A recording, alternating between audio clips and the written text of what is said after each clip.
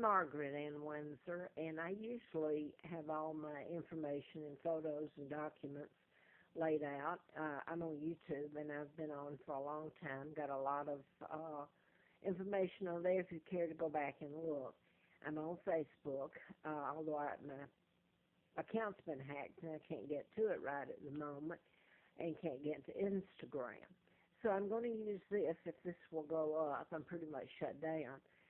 I've told about being kidnapped and brought to Moulton, Alabama in 41 from Buckingham Palace. My real name is Margaret Ann Windsor, and I was brought to Moulton, Alabama in 41, age 2, and given the name of a dead twin. Carl and Peggy Dempsey were born out of wedlock, and the mother Lina killed them, and the family covered it up. And I was placed there in that hellhole. The abuse is unreal. It was a pigsty, and grew up with this woman who had killed her twins. And they gave me the Peggy's name, and that's a name I still have to use. Peggy Ann Dempsey, Meredith Childers. I found out about my real name. My father's Edward VIII, who married Claudia Ruth O'Keefe Windsor, sister to Georgia O'Keefe, born in Sun Prairie, Madison, Wisconsin. My father never married Wallace Simpson. A double or a doppelganger, is that what some people call it, took his place and married Wallace Simpson and became the illegal Duke and Duchess of Windsor. Anyway, I've put all that up with documents, and Larry Flint was shot in Lawrenceville, Georgia, while I was doing a book on mind control up in Marietta when he was shot, and he was shot March the 6th of 78, and I was doing the book up until it's unpublished because they almost killed me. So I'm not going to go in that again. They put antifreeze in the April Fool Day of 80. And Larry McDonald, U.S. Congressman, member of the John Birch Society, etc. He was a physician at Piedmont Hospital, and I wrote about him and the deaths, murders of Warren and Rosina Matthews, who were forensic pathologists at Piedmont Hospital. And it gets into the shooting of Gene Strokerman on Christmas Eve of, I believe it would have been about 76 or 77. She worked at Piedmont Hospital in the psychiatrist Hardiman's office. And I wrote about her, and that gets into a whole mess, too. Me telling the truth and being really my life a hellhole. And then finding out about being kidnapped and who my dad is. And I'll say this. My dad was forced out, so it gives a little background, and then I'm going to end it on this. My dad was forced out by a look-alike, by the Rothschilds. It had to all been orchestrated. The Freemasons, the Illuminati, the global government that's in power now. My own uncle, illegal George VI, helped kidnap me and take down his own brother. My God, he didn't marry Wallace Simpson. That was all a lie. And there was an addendum that is legal, but being able to go back to Great Britain, what's left of us, to England, has been impossible. I'm a hostage here, held by the United States, and the fact that I can't go back to England. They installed Elizabeth II, who's illegal.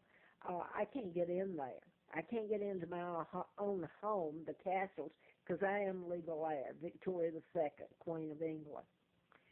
So what I wanted to say was, Larry Flint said it when I was flown out there during the campaign to replace Larry McDonald, the congressman doctor I wrote about, who helped in trying to kill me, April Fool Day of 80. His plane went down, and I'd never met Mr. Flint. I just knew it was a mind control murder done in patterns. When I walked in, he flew me out there twice in October and helped me in that campaign. Did an editorial that I usually show on here because everybody knows he was shot in Lawrenceville, Georgia, and the person programmed to shoot him. He said to me when I first went in and walked into the library and introduced to him, he says, "You don't have to tell me anything about yourself. I know all there is to know. I know they were going to send you back a vegetable." So he already knew about the antifreeze and my real name, Margaret Ann Windsor. So now I want to get to this. They brought me over here, and I have an immune disorder. I'm allergic to chemicals, and over the last years, I have been drowned, is the only word to call it. The people doing this can get to anybody. They get things on people, and where they break the law, and the people either go along with it or they face being prosecuted. So they choose to go along against me. And I'm talking about maintenance. I'm talking about any of them. The managers of where you live, HUD, low income, they made a pauper out of me. I've froze. I've starved up on the Appalachian Trail. I am getting ready to leave where I'm at now. I have paid to be poisoned.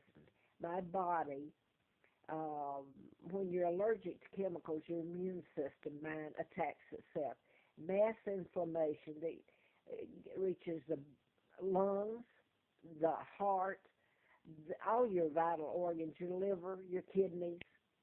I can hardly walk, and I've been run from this place to that. I can't get an attorney.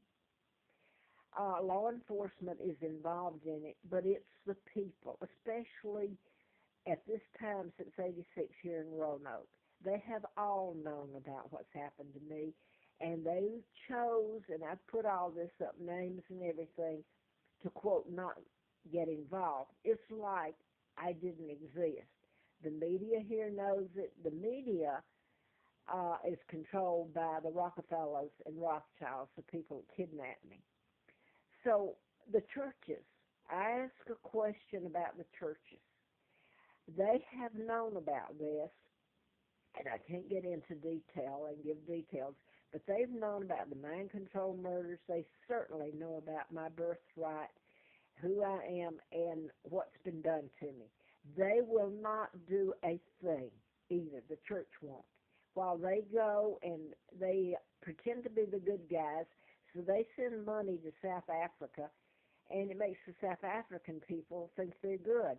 They stole this from me, this country, from my country, the UK, a long time ago, and called it a revolution and independence.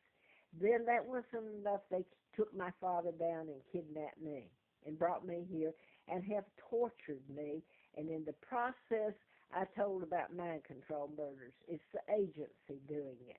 So in a sense, I suppose they've been a friend and kept me alive, even though it's been hell.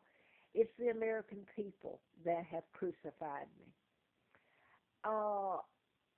In essence, I'm made to pay to be poisoned. Wherever I live, I have to pay, and I have paid.